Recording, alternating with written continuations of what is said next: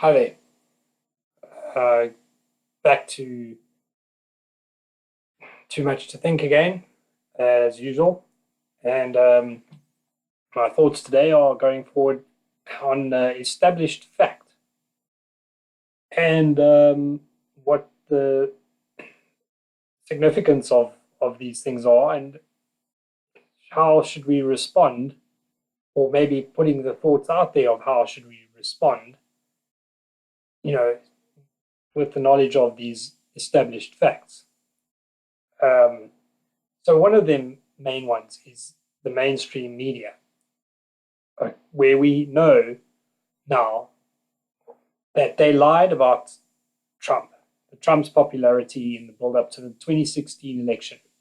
The media the entire establishment, they were getting polls that were absolutely absurd. They have professional reporters employed in the thousands and out there with their feelers in the whole network. It's impossible for them to come up with these ideas that Trump had no chance of winning. And their reason for doing that is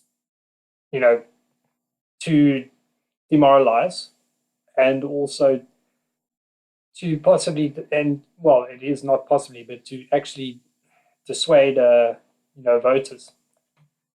It's kind of voter apathy. Well, we got no chance here, so the people just sit back and don't bother voting Trump's supporters. And they tried to disguise the groundswell as much as they could. This is an established fact.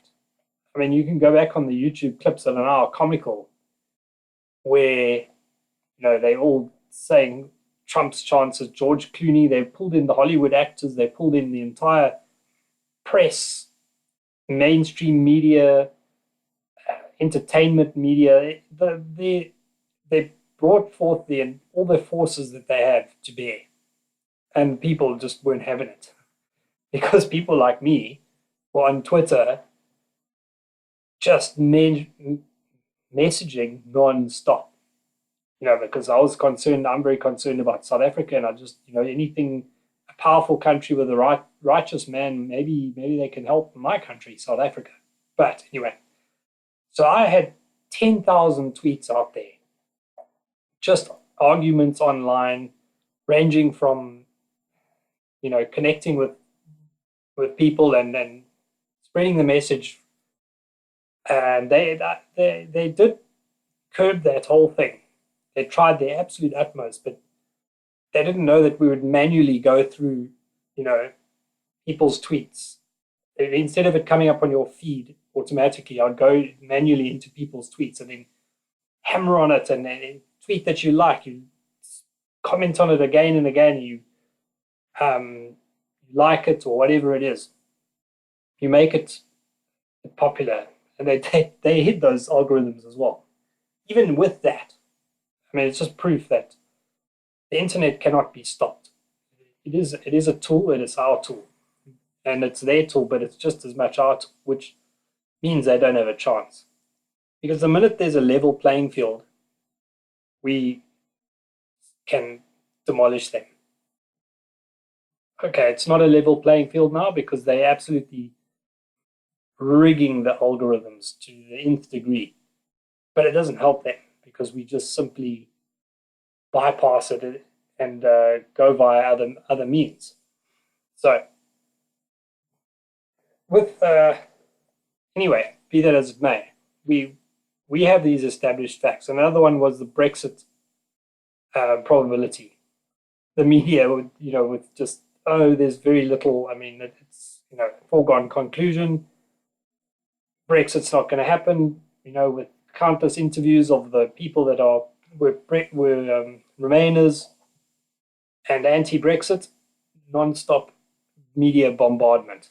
Didn't work because Twitter was there, and there was a couple of Nigel Farage, to his credit, that put up that poster with the hordes of refugees marching on to Europe, and it was a bit of a hint And they know, the establishment know exactly why the people voted for, you know, Brexit.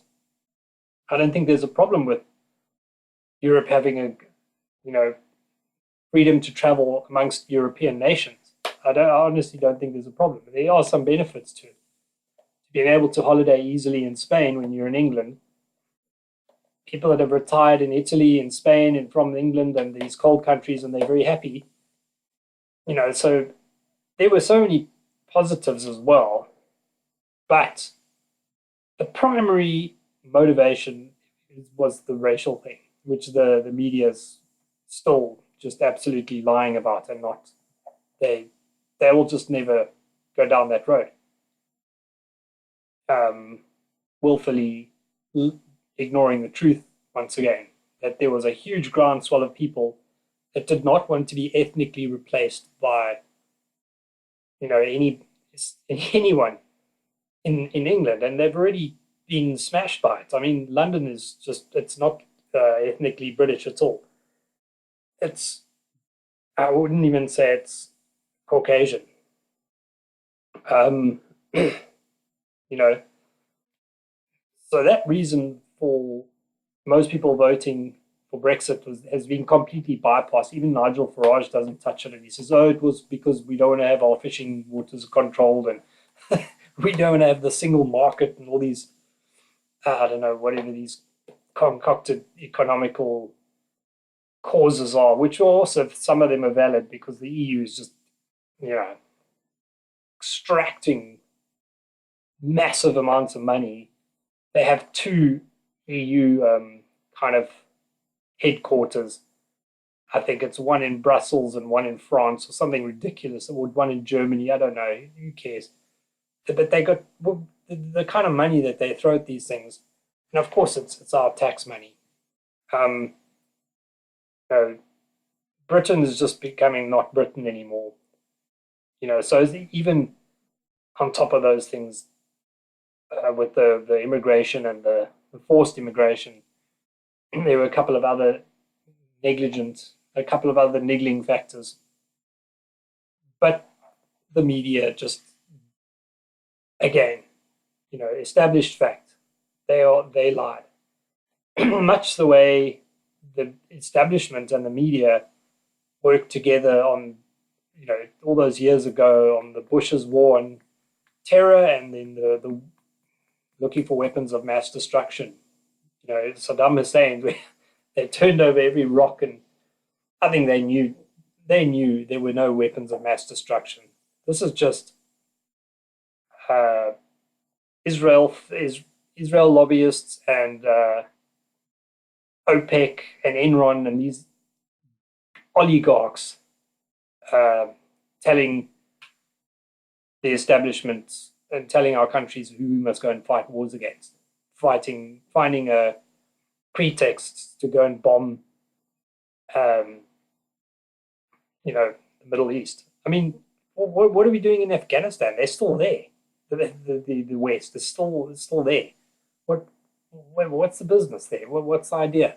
What's the big idea? I mean, they we're going into to defeat the Taliban because, and Saddam, no, not Saddam, Bin Laden or whatever, and his mates, but they're still there. I mean, you know, you'll never hear it from the mainstream media what the reasons are. I've heard the theories put forward by a lot of people. It's because of opium. Simple, plain and simple. And maybe some other very sinister things that we don't know about, which I think there's other factors too. That we don't know about. Because as much as we know, we also realize that there's so much information that we have hidden from us by our media, which is basically there to hide the information from us. So we've got established facts, and anybody can see that. Um, so it kind of boggles the mind that people, you know, everyday people still actually listen to the news. They've got it on the channel feed. They've got that television on, and they're watching it, and they're going into bird flu, and then it turns into bat flu, and that's, coronavirus, and well, this is also um, just distractions as far as I'm concerned. Before it was Meghan Markle, and I mean, in the meantime, Ghislaine Maxwell has run away with Epstein to Tel Aviv, or probably Eilat, or I don't know, one of these places. So we have all these issues going on, and there doesn't seem to be any recognition by mainstream people as to the validity anymore of the mainstream media. A lot of people are just going on as business as usual. I mean, they've been caught out lying breathlessly.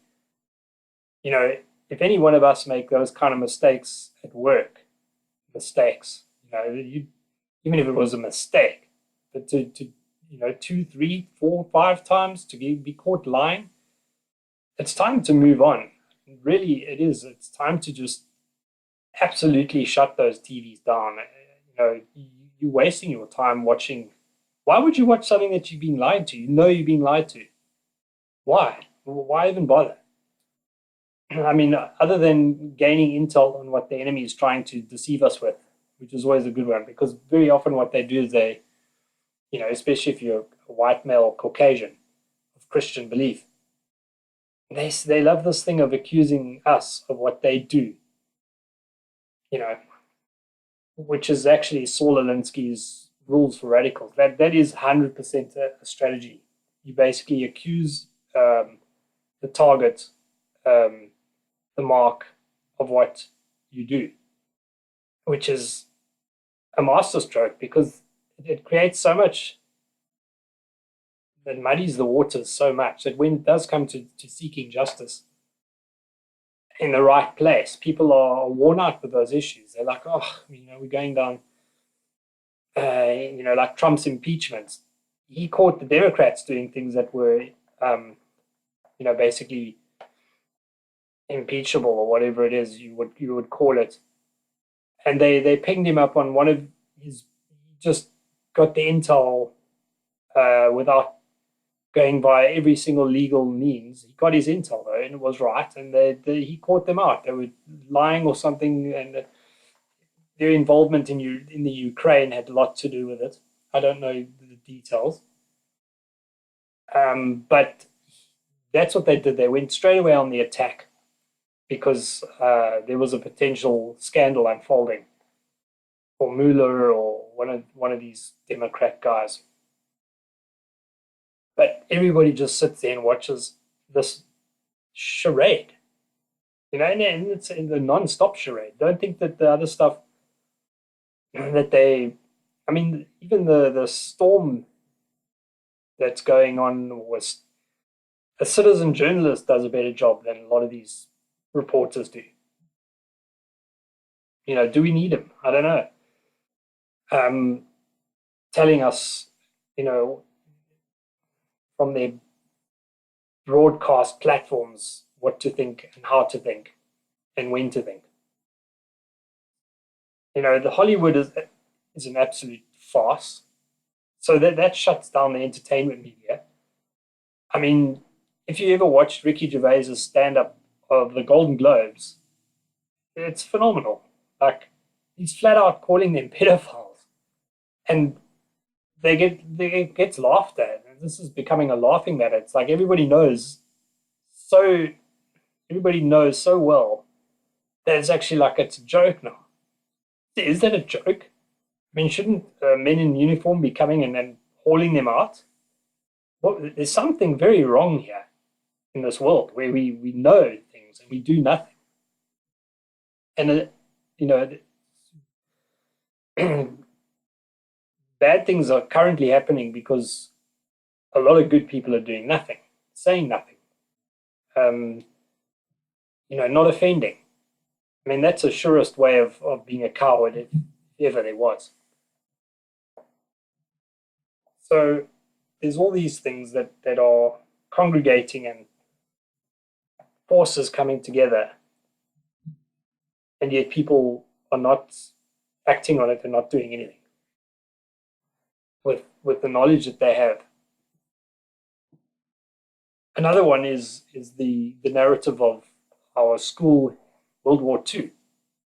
We were just very much hidden about the facts of the Soviets, Uncle Joe, and what they were doing to Christian Russians, and that they were a lot of the oligarchs that time, the first parliament of that time of the Russian Revolution was Jewish, essentially. The highest up guys, the guys controlling most of it, Genrich Yagoda, the big mass murderer, was Jewish. We heard very much about how the Nazis persecuted the Jews, but wouldn't it have made more sense? We were just like, well, it's madness. What was this attack for? It was a completely unwarranted attack on innocent people. But wouldn't it have made more sense if they were worried about the Bolshevik Jews, and that they were, in fact, Bolsheviks, that they were locked up and they were interned in concentration camps? But, we know this is an established fact. Why 60 million Russians didn't kill themselves, just like Epstein didn't kill himself. 60 million Russians, Christian Russians, did not kill themselves. So think about that. What's the point if you're not interested in the truth and you just want to go with the narrative as is? What do you have to gain by it, actually? Because if you see what the Bolsheviks did to the Russians, you've got nothing to gain by it, and you've got everything to gain by fighting back. Very hard, in fact. You can't play footsie with these people. You can't use kid gloves on these people. In South Africa, that should have been, identified immediately with Joe Slovo and the likes.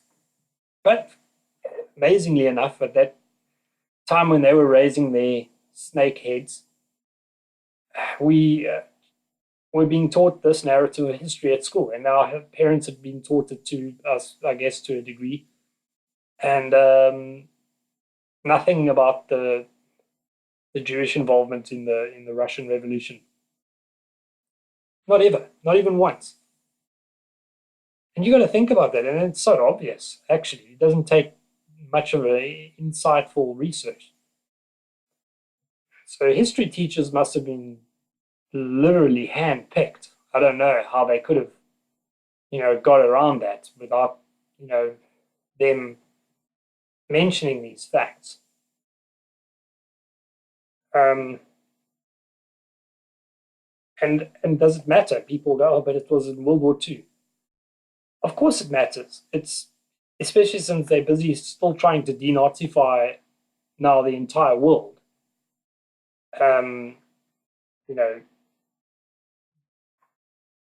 Jumping up and down about white supremacists.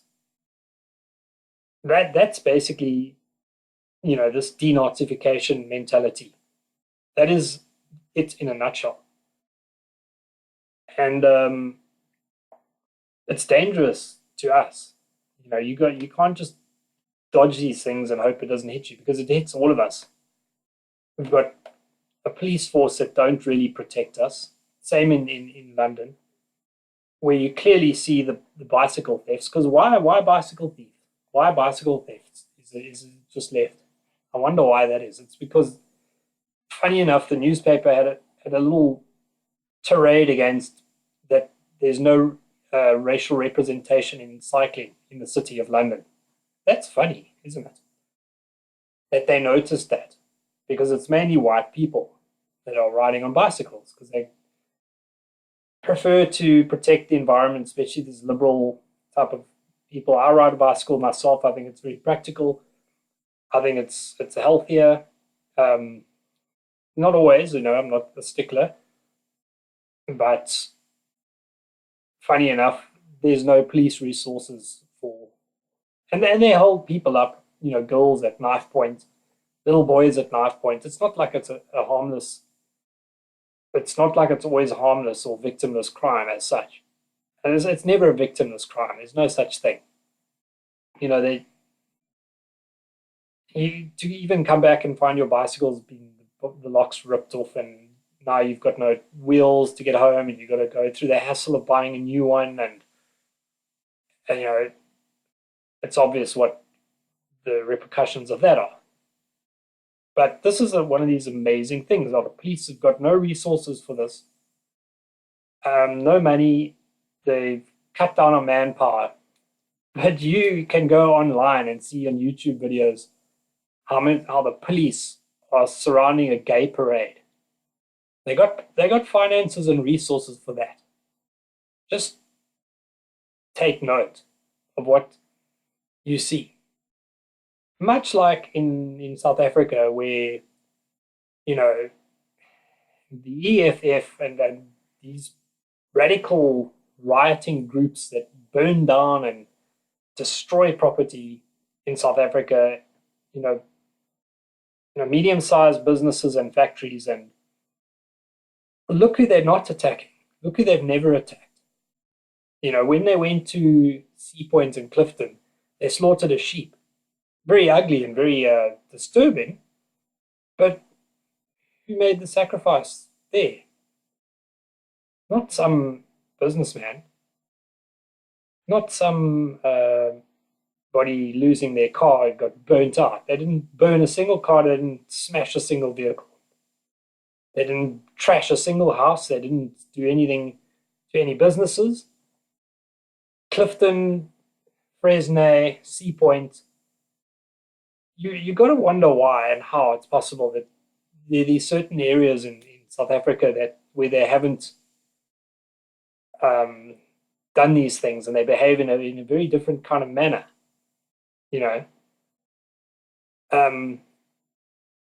Whereas you take it to a place in an Afrikaans area, even Hermanus, was starting to get very uppity and very dangerous with this kind of rioting group not too long ago. And then other places it's even worse. These smaller Afrikaans towns throughout the country, that places that used to be little hidden away small towns, nobody would bother about. People are minding their own business in those towns, but they on a rampage, an absolute rampage. And the wealth isn't really there in the country. If they want the wealth, they'd be better off in, as I say, Fresnay and Sea Point and Camps Bay, maybe even Llandudno. So, you just see these kind of different actions, which makes you realize that they are a controlled group. And they're not controlled by Julius Malema. They're controlled by billionaire oligarchs. We've seen them pictures of Julius Malema with some of these characters. It's not very difficult to find out. George Soros pops up a lot. I mean, he was even involved with F.W. de Klerk in a transformation process, which has not been beneficial to anyone in the country, except for Ramaphosa's billions, and Tokyo Sequala and window dressing for a couple of businesses. I mean, essentially the ANC, all they really did, and the South African Communist Party, who is basically the ANC silent partner, and the EFF, all these groups, all they did over the years was and Mandela did it already, and FW, they wrestled the country under the control of the oligarchs. That's what they did to us. They wrestled the country under the control of people who already have billions, who do not need our billions, but they wanted them anyway. And I think it's time for people to wake up and to actually go and act on this knowledge and start to make, you know, noise and also action. We need to come up with an action plan. Otherwise, it's just going to go on and on and on, because you can see that there's zero shame whatsoever. I mean, you've got to understand these groups. Look at Hillary Clinton's group, and I jump all over the globe because it's the same people controlling the same thing. It's the same type of entity. And then George Soros pops up all over the show. These Jacob Schiffs, the billionaire and trillionaire class, pop up all over the show. And basically, it's the same thing. They've got this group of, they don't encounter normal people. They have a safe space around them all the time. They hardly ever hear our dissent. They hardly will ever hear it. So you've got to take these things into consideration as to how insulated they are and untouchable. But like the mafia said in the movie Untouchables, they said, "You touchable." So, at some point, we have to start making them touchable. We have to. This is not a choice. This is not a game. It's not, they're not taking it lightly themselves. They're putting full force against white Western countries, and South Africa is basically just the perfect model of what they're going to do to everywhere else. And you can see it, the writings on the wall in the UK already.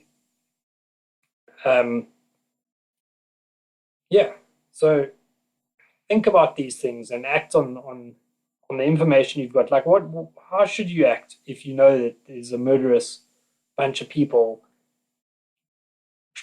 trying to genocide you, but accusing you of genocide? What is the just reaction to that? Take all the time you need. What is the just reaction to that? We don't need to ask for permission to defend ourselves. No, biblically, every aspect on this earth, backs us up in righteousness as to how we would respond if we deemed it was time to respond to this onslaught that has been going on against us. And you can't just hide away, because it's the same as the people in South Africa that are sitting there waiting, when is it my chance to have this horrific crime hit me? And when in the 80s, we used to have a mechanism for defense where they wouldn't come anywhere near us. These criminals didn't dare. We had those mechanisms in place to defend ourselves, the police force, and it's been stripped away from us, and we can see exactly why they stripped it away from us, because they wanted to get us into a dangerous situation, which it is. So anyway, I'm going to leave it at that, and I'll catch you all again.